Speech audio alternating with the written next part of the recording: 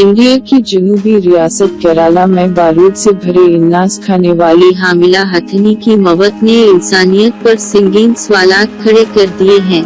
ये शक जाहिर किया जा रहा है कि बाज़ शरपसंद इनासिर ने हथनी को धमाका खेज मवाद से भरा इन्नास खिला दिया और इंसानों और जानवरों के दरमियान जिंदगी की कश्मकश में ये इंसानियत के जवाल की एक और कहानी है। महकमा जंगलात के अहदेदारों के मुताबिक हथनी की उम्र कोई 14 से 15 साल थी। अंदर से जख्मी होने के बाद वो उस कदर तकलीफ में थी कि 3 दिन तक दरियाई वेलियार में खड़ी रही, ताहम उसको तभी इमदाद फ्राहम करने की तमाम कोशिशें नाकाम रही। दरअसल सुनील कुमार का कहना है कि महकमा जंगलात ने दीगर हाथियों की मदद से हथनी को नदी से निकालने की कोशिशें की, लेकिन वो वहां से नहीं हिली। महकमा जंगलात जानवरों के डॉक्टरों के जरिए हथनी का ऑपरेशन करवाना चाह रहा था, लेकिन बालाखिर हथनी 27 को दरिया में खड़े खड़े चल बसी।